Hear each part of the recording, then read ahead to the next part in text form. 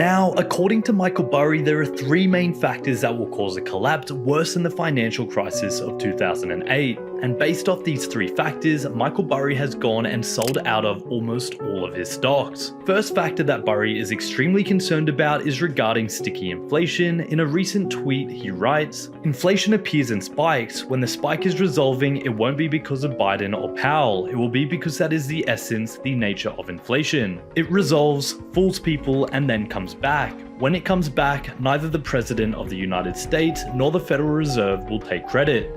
Now, what Burry is referring to is a situation we have seen play out twice before, once in the 1940s and then again in the 1970s. A first initial inflation spike is then followed by a second, larger inflation spike which can be clearly seen. This is because the economy usually collapses after the first spike due to the raising of interest rates and intervention of the Federal Reserve. Thus, a second spike of inflation occurs, even more severe and terrifying than the first wave. Now, this isn't a view that only Burry holds, with the sharpest minds of Wall Street and greatest investors of this generation also agreeing we are about to see a second, more severe wave of inflation which will crush the economy. Just this week, tech billionaire and investor Chamath Palihapitiya had this to say about a second wave of inflation, with words that spookily echo exactly what Burry is predicting to happen. Here's this really interesting setup. We have a bunch of very positive news that I think we all have to process. First positive news was that inflation ticked down. Now, here's what I'll tell you. There's a caveat here. I talked to a bunch of pretty smart sharps on Wall Street. And, two things. Number one is they all gave credit to David Sachs, and they said Sachs was totally right. Double dip recession is coming. But then they said, tell Sachs that we think that these are the sharps. We think that there's a double hump in inflation coming, which means it's coming down to come back up. And there's a bunch of reporting vagaries that may cause that. So keep that in the back of your mind. But positive news, number one, is inflation ticking down. Number two, Jason, we talked about this. A federal judge basically stayed Biden's attempt at giving student loan relief. Now, that would have been a $500 billion transfer payment from the government into the hands of individuals. It is deflationary to not give that money to people. It's effectively taking stimulus away from folks. Number three, it looks like we're headed towards a split government, which means that we are not probably going to see any more stimulus over the next 2 years.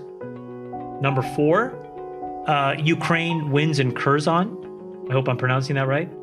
Number five, the United States announced yesterday through the Wall Street Journal that they had essentially said no to Ukraine's request for advanced drones. And they said to Ukraine, essentially, you need to go and negotiate an end game here. And number six, China has started to relax its COVID policies and Xi is pivoting to economy first. I think if you take them together, what it says is that, wow, there's the potential for a lot of great positive developments over the next 6 or 9 months. Mm-hmm. And I don't think that that was adequately priced in the market. But here's the problem, and this is why we've been rallying. The problem is that most of this rallying has been because of a bunch of short covering by folks who were pretty pessimistic and negative after the last few inflation prints. So this is not really net new buying that we saw over the last couple of days. So you take it all together, I'm like, it's still going to probably trend up a little bit. But then again, we talked about this, Jason, when the VIX gets into the low 20s or the high teens, that's probably the short-term top, and then it turns around, and unfortunately we're near the low 20s, high teens.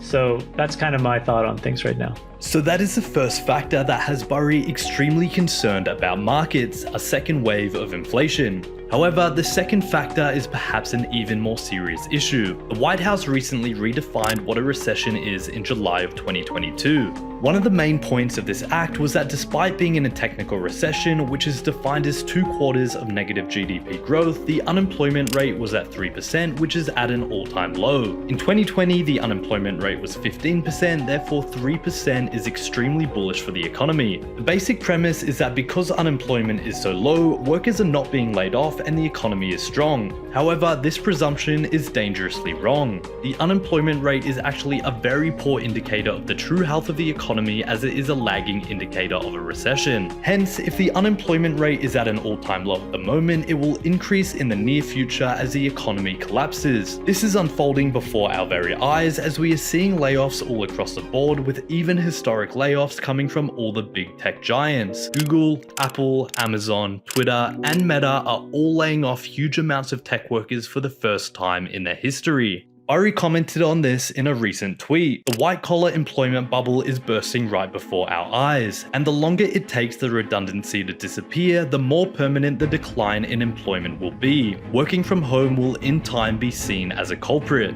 The approaching sky-high unemployment rates are going to affect the entire economy in the near future. However, there is a third and final factor Burry believes is the most terrifying issue facing markets at the moment, and that is margin. Margin, for those not well versed with the concept, is essentially when investors take out loans or borrow money in order to buy investments, potentially increasing their returns when asset prices go upwards. However, where margin gets to be so pernicious is in a down cycle as asset prices continue to fall. The reason for this is as prices plummet, investors get margin called and brokers are forced to sell off their positions. This can trigger a cascading effect in which other investors' margin calls get hit, forcing them to sell, which triggers another margin call, and so on it goes. Margin works great in a bull market, however in a bear market it is extremely destructive and can wreak havoc on markets. The scariest part of all this is at the moment we're on the verge of the largest bubble of margin in history. This is a situation that is best outlined by chief investment strategist Jeremy Grantham, who not only foresaw the 2008 housing bubble, just like Burry, but also the dot-com bubble of 2000. In a recent interview, he echoes the words of Burry on how this is going to be the largest unwinding of any bubble he has ever seen before.